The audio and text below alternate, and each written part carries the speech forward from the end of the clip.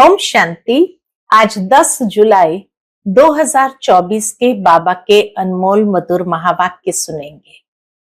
आज की मुरली में बाबा कहे, तुम बच्चे सतो प्रधान इस संसार में आए थे तो नेचुरल है अंत में जब जाएंगे तो सतो प्रधान बनकर के ही घर जाना है और उसके लिए स्वयं को आत्म निश्चय करना है।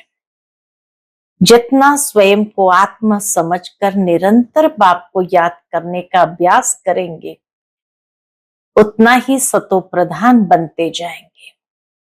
तो बाबा कहे, जब यहां बैठते हो तो यहां भी देही अभिमानी होकर बैठना है। परंतु कोई कोई बच्चे फिर भी देह अभिमान में होते हैं, फिर जैसे ही महसूस करते तो एक सेकंड में देही अभिमानी भी हो जाते। लेकिन पूरा समय देही अभिमानी होकर बैठे ऐसा हो नहीं सकता है। बीच बीच में देह अभिमान की स्थिति में भी आ जाते, फिर देही अभिमानी होकर के बैठते हैं।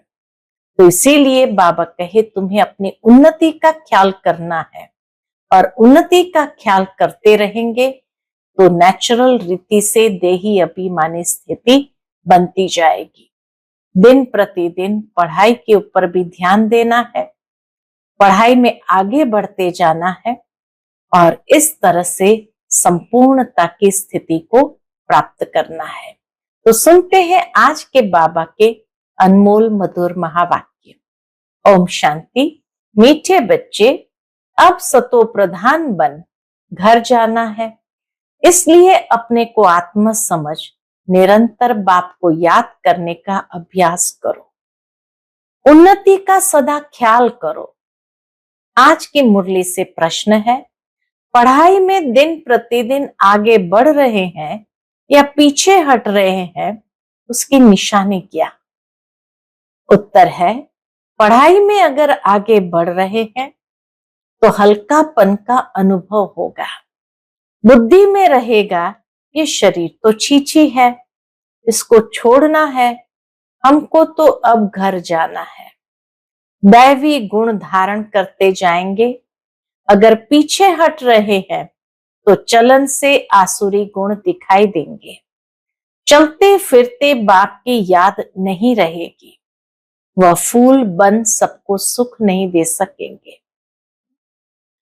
ऐसे बच्चों को आगे चल साक्षात्कार होंगे, फिर बहुत सजाएं खानी पड़ेगी।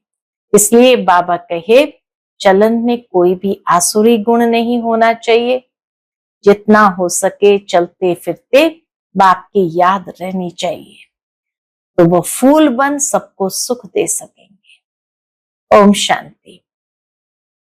बुद्धि में यह ख्यालात रहे कि हम सतो प्रधान आए थे।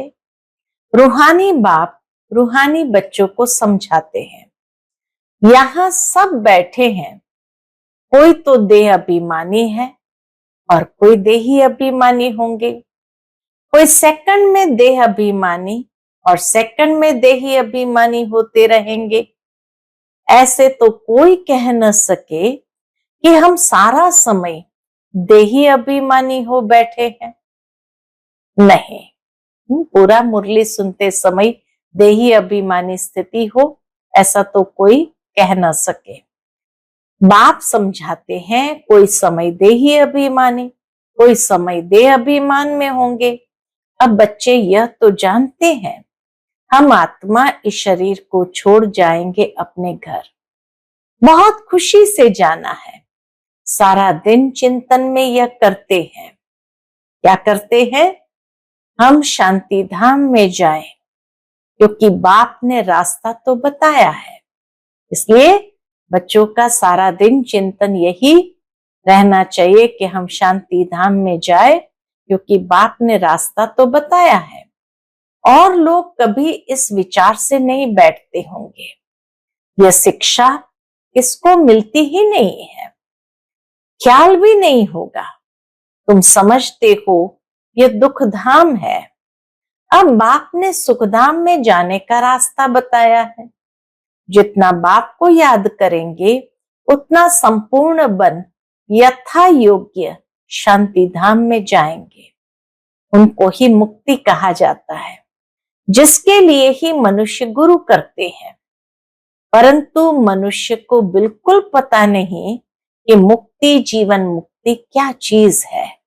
बाबा कहे मनुष्य को ये बिल्कुल पता नहीं मुक्ति क्या है, जीवन मुक्ति क्या है, क्योंकि यह है नई बात। तुम बच्चे ही समझते हो। अब हमको घर जाना है। बाप कहते हैं याद की यात्रा से पवित्र बनो।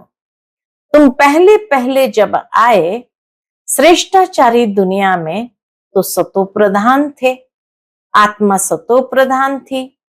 कोई के साथ कनेक्शन भी पीछे होगा।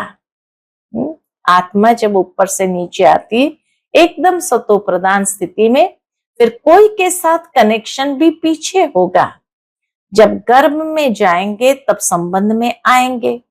तुम जानते हो अभी ये हमारा अंतिम जन्म है, हमको वापस घर जाना है। पवित्र बनने बिगर हम जा नहीं सकेंगे। ऐसे ऐसे अंदर में बातें करनी चाहिए, क्योंकि बाप का फरमान है उठते बैठते चलते फिरते बुद्धि में यही ख्यालात रहे कि हम सतो प्रधान आए थे, अब सतो प्रधान बनकर घर जाना है।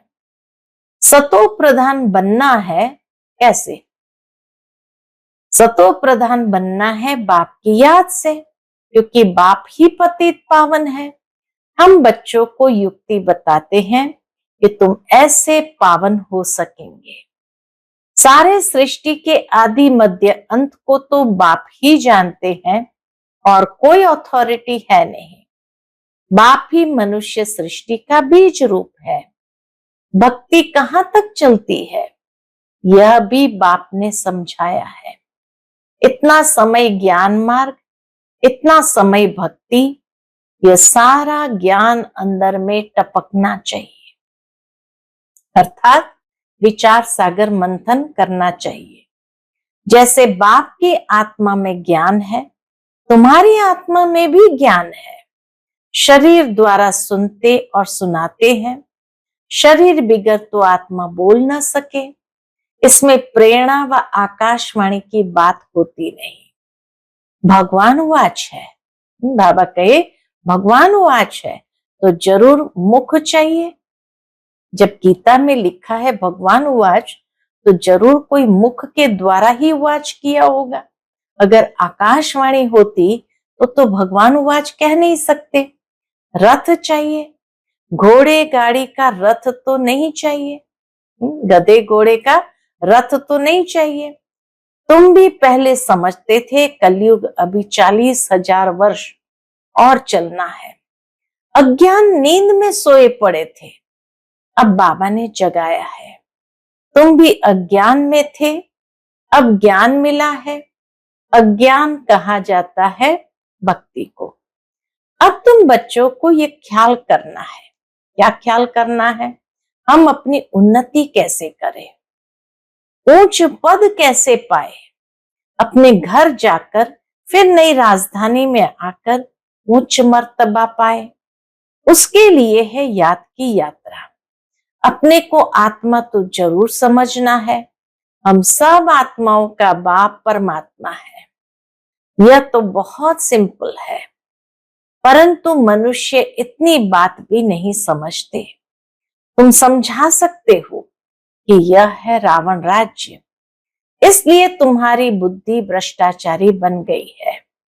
मनुष्य समझते हैं जो विकार में नहीं जाते हैं वह पावन है। जैसे सन्यासी है, बाप कहते हैं वह तो अल्प काल के लिए पावन बनते हैं।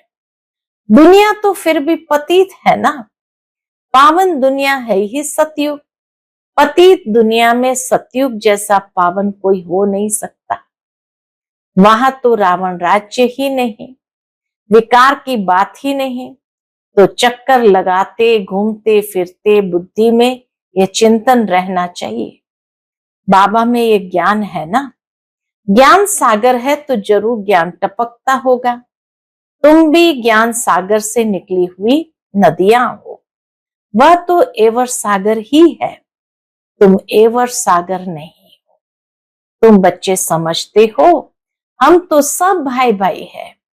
तुम बच्चे पढ़ते हो वास्तव में नदियां आदि की बात नहीं। नदी कहने से गंगा जमुना आदि कह देते हैं। तुम अभी बेहद में खड़े हो।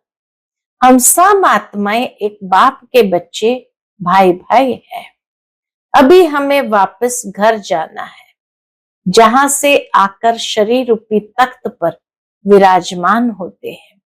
बहुत छोटी आत्मा है, साक्षात्कार होने से समझ न सके। आत्मा निकलती है तो कभी कहते हैं माथे से निकली, कभी कहते आंखों से निकली, मुख से निकली। मुख खुल जाता है, आत्मा शरीर छोड़ चली जाती है तो शरीर जड़ हो जाता है। यह ज्ञान है। स्टूडेंट की बुद्धि में सारा दिन पढ़ाई रहती है। तुम्हारे में भी सारा दिन पढ़ाई के ही ख्यालात चलने चाहिए। अच्छे अच्छे स्टूडेंट के हाथ में सदैव कोई न कोई किताब रहती है, पढ़ते रहते हैं। बाप कहते हैं तुम्हारा ये अंतिम जन्म है, सारा चक्र लगाकर अंत में आए हो तो बुद्धि में यही सिमरन रहना चाहिए। धारण कर औरों को समझाना चाहिए। कोई को तो धारणा होती ही नहीं। स्कूल में भी नंबरवार स्टूडेंट होते हैं, सब्जेक्ट भी बहुत होती है। यहाँ तो सब्जेक्ट एक ही है, कौन सी? देवता बनना है। यही पढ़ाई का चिंतन चलता रहे। ऐसे नहीं पढ़ाई भूल जाए, बाकी और ख्यालात चलते रहे। धंधे वाला होगा, अपने धंधे के ही ख्यालात में लगा रहेगा। स्टूडेंट पढ़ाई में ही लगा रहेगा। तुम बच्चों को भी अपनी पढ़ाई में रहना है। कल एक निमंत्रण पत्र आया था बाबा के पास। कल एक निमंत्रण पत्र आया था इंटरनेशनल योग कॉन्फ्रेंस का। तुम उन्हों को लिख सकते हो। हाँ, बाबा कहे तुम उन्हों को लिख सकते हो। तुम्हारा तो यह है हठ योग। इसकी एम ऑब्जेक्ट क्या है, इससे फायदा क्या होता है? हम तो राजयोग सीख रहे हैं। परम पिता परमात्मा जो ज्ञान सागर है, वह रचयिता हमको अपना और रचना का ज्ञान सुनाते हैं। अब हमको वापस घर जाना है। मन मना भव, यह है हमारा मंत्र। हम बाप को और बाप द्वारा जो वर्षा मिलता है उसको याद करते हैं। तुम यह हठ योग आदि करते आए हो, इसकी एम ऑब्जेक्ट क्या है? हमने अपना तो बताया कि हम यह सीख रहे हैं। तुम्हारे इस हठ योग से क्या मिलता है, ऐसा रिस्पॉन्ड नटशेल में लिखना है। ऐसे ऐसे निमंत्रण तो तुम्हारे पास बहुत आते हैं। ऑल इंडिया रिलीजियस कॉन्फ्रेंस का तुमको निमंत्रण आए और तुमको बोले आपका एम ऑब्जेक्ट क्या है, तो बोलो हम यह सीख रहे हैं। अपना जरूर बताना चाहिए। क्यों? यह राजयोग तुम सीख रहे हो। बोलो हम यह पढ़ रहे हैं। हमको पढ़ाने वाला भगवान है। हम सब ब्रदर्स हैं। हम अपने को आत्मा समझते हैं, बेहद का बाप कहते हैं। अपने को आत्मा समझ मामेकम याद करो तो तुम्हारे पाप कट जाएंगे। ऐसी ऐसी लिखत बहुत अच्छी रीति छपाकर रख दो। फिर जहां जहां कॉन्फ्रेंस आदि हो वहां भेज दो। कहेंगे यह तो बहुत अच्छे कायदे की बात सीखते हैं। इस राजयोग से राजाओं का राजा, विश्व का मालिक बनते हैं। हर 5000 वर्ष बाद हम देवता बनते हैं, फिर मनुष्य बनते हैं। ऐसे ऐसे विचार सागर मंथन कर फर्स्ट क्लास लिखत बनानी चाहिए। उद्देश्य तुमसे पूछ सकते हैं। बाबा कहे वह लोग उद्देश्य तुमसे पूछ सकते हैं तो ये छपा हुआ रखा हो। हमारी एम ऑब्जेक्ट यह है। ऐसे लिखने से टेम्पटेशन होगी, इसमें कोई हठ योग व शास्त्रार्थ करने की बात नहीं। उनको शास्त्रार्थ का भी कितना अहंकार रहता है। वे अपने को शास्त्र की अथॉरिटी समझते हैं, वास्तव में तो वह पुजारी है। अथॉरिटी तो पूज्य को कहेंगे, पुजारी को क्या कहेंगे। कितनी सुंदर बात बाबा ने कही।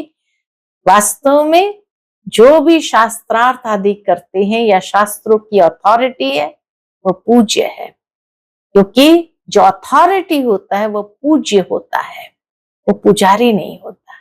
इसलिए भले वो शास्त्रार्थ आदि करते हैं, उनके पास शास्त्रों की नॉलेज है, परंतु फिर भी आखिर तो वो पूज्य नहीं कहला सकते। इसलिए वो पुजारी है, या तो पूज्य या पुजारी, तो वो पुजारी है। अथॉरिटी तो पूज्य को कहेंगे, पुजारी को क्या कहेंगे। तो यह क्लियर कर लिखना चाहिए हम क्या सीखते हैं।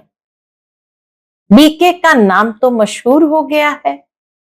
योग तो दो प्रकार का है, एक है हठ योग, दूसरा है सहज योग। वह तो कोई मनुष्य सिखला न सके, राजयोग एक परमात्मा ही सिखलाते हैं।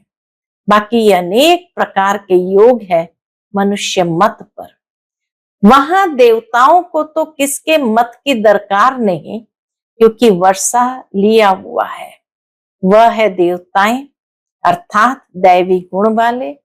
जिनमें एक गुण नहीं उनको असुर कहा जाता है। देवताओं का राज्य था, फिर वह कहाँ गए। जो पूज्य होते हैं वो तो देवता स्वरूप में दैवी गुणों से संपन्न होते हैं, फिर वह कहाँ गए। 84 जन्म कैसे लिए, सीढ़ी पर समझाना चाहिए। सीढ़ी बड़ी अच्छी है, जो तुम्हारे दिल में है वह इस सीढ़ी में है। सारा मदार पढ़ाई पर है। पढ़ाई है सोर्स ऑफ इनकम। यह है सबसे ऊंची पढ़ाई, द बेस्ट। दुनिया नहीं जानती कि द बेस्ट कौन सी पढ़ाई है। इस पढ़ाई से मनुष्य से देवता डबल क्राउन बन जाते हैं। अभी तुम डबल सिरताज बनने का पुरुषार्थ कर रहे हो। पढ़ाई एक ही है, फिर कोई क्या बनते कोई क्या। वंडर है, एक ही पढ़ाई से राजधानी स्थापन हो जाती है। पढ़ाई एक ही है, लेकिन उसी से पूरी राजधानी स्थापन हो जाती है। राजा भी बनते तो रंक भी बनते। बाकी वहां दुख की कोई बात होती नहीं। मर्तबे तो है ना। यहाँ अनेक प्रकार के दुख है। फैमिन, बीमारियां, अनाज आदि नहीं मिलता। फ्लड्स आती रहती है। बल लखपति करोड़पति है। जन्म तो विकारों से ही होता है ना। धक्का खाया, मच्छर ने काटा, ये सब दुख है ना। किसी ने धक्का खाया, मच्छर ने काटा, ये सब दुख है ना। नाम ही है रो नर्क, तो भी कहते रहते फलाना स्वर्ग पधारा। अरे स्वर्ग तो आने वाला है, फिर कोई स्वर्ग गया कैसे। इसको भी समझाना तो बहुत सहज है। अब बाबा ने ऐसे यानी निबंध दिया है। बाबा ने निबंध दिया है। लिखना बच्चों का काम है, धारणा होगी तो लिखेंगे भी। मुख्य बात बच्चों को समझाते हैं। कौन सी मुख्य बात बाबा समझाते हैं। अपने को आत्मा समझो, अब वापस जाना है। हम सतो प्रधान थे तो खुशी का पारावार नहीं था, अभी तमो प्रधान बने हैं। कितना सहज है।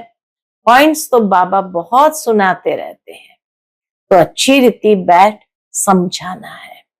नहीं मानते हैं तो समझा जाता है ये हमारे कुल का नहीं है। पढ़ाई में दिन प्रतिदिन आगे बढ़ना है, पीछे थोड़ी हटना है। दैवी गुणों के बदले आसुरी गुण धारण करना, ये तो पीछे हटना हुआ ना। बाप कहते हैं विकारों को छोड़ते रहो, दैवी गुण धारण करो। बहुत हल्का रहना है। ये शरीर छीछी है, इसको छोड़ना है। हमको तो अब जाना है घर। बाप को याद नहीं करेंगे तो गुलगुल नहीं बनेंगे, बहुत सजाएं खानी पड़ेगी, आगे चल तुमको साक्षात्कार होंगे। बाबा कहे आगे चलकर तुमको सब साक्षात्कार होंगे। पूछेंगे तुमने क्या सर्विस की है, तुम कभी कोर्ट में नहीं गए हो।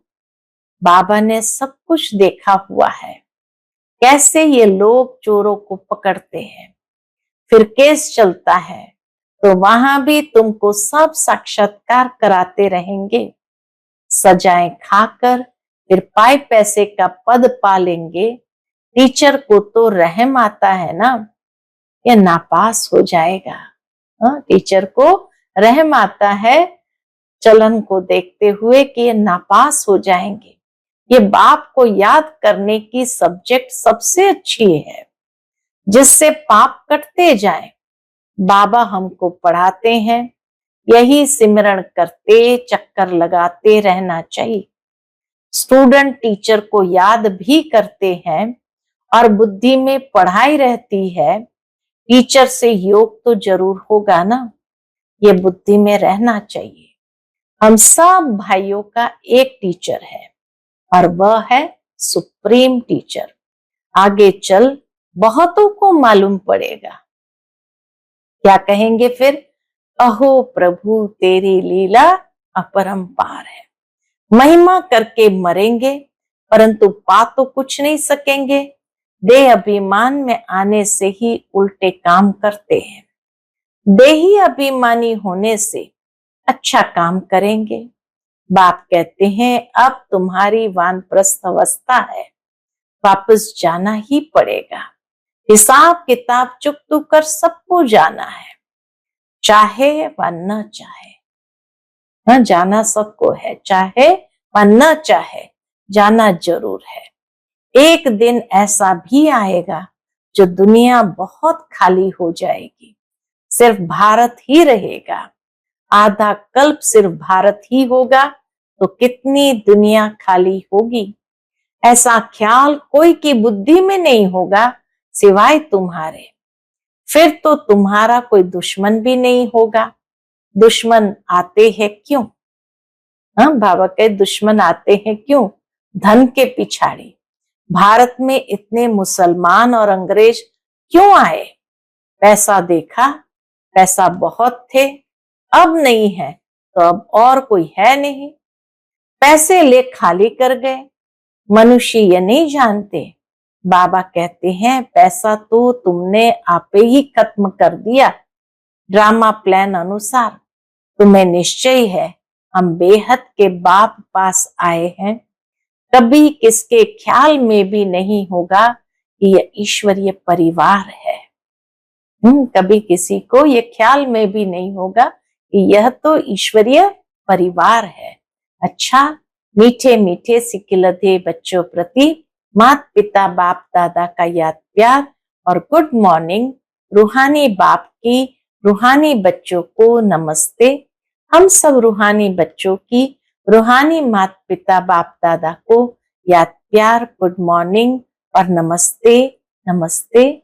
शुक्रिया बाबा, शुक्रिया। आज की मुरली से धारणा के लिए मुख्य सार है। पहली पॉइंट, चलते फिरते बुद्धि में पढ़ाई का चिंतन करना है।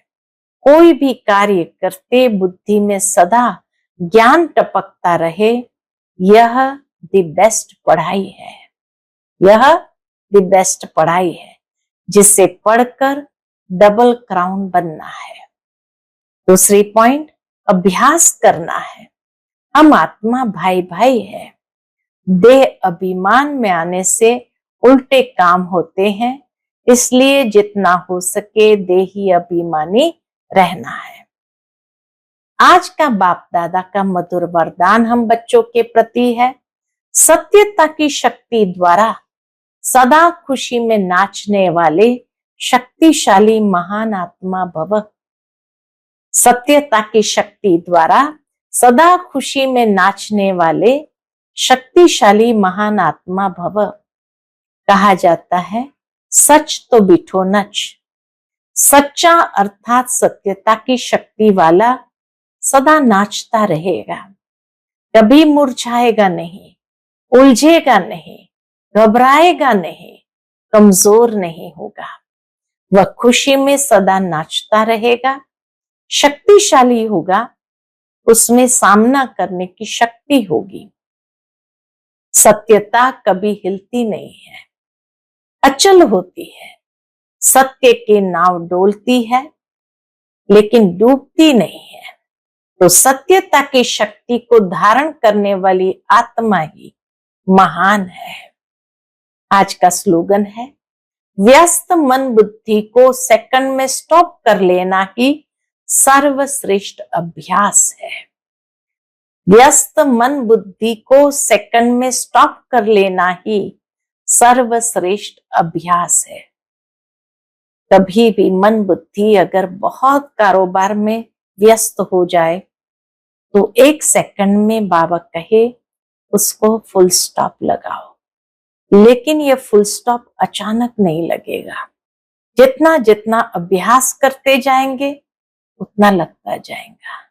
इसीलिए जितना हो सके ये अभ्यास करते जाए, ये 1 सेकंड में आत्म बिंदु में स्थित हो जाए। अच्छा, ओम शांति।